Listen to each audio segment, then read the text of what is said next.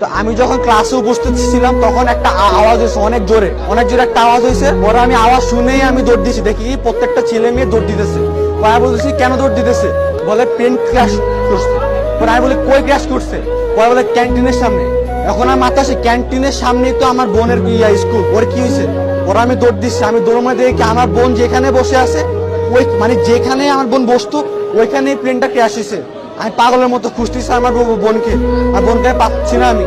পরে দুয়ার আমি দেখি যে ক্যান্টিনের মধ্যে আমার বোন দাঁড়ায় আছে, ওর মাথা দিয়ে ব্লাড ব্লিডিং হচ্ছে, প্লাস ওর হাত পা সব ফসে ফুটে গেছে।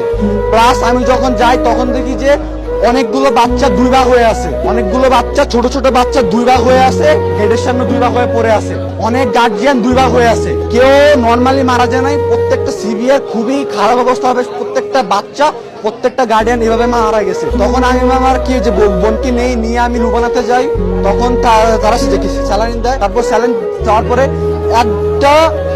একটা নার্স তো সরি একটা ডাক্তার নাম হচ্ছিল ফারজানা, উনি আমাকে 2000 টাকা দিছে।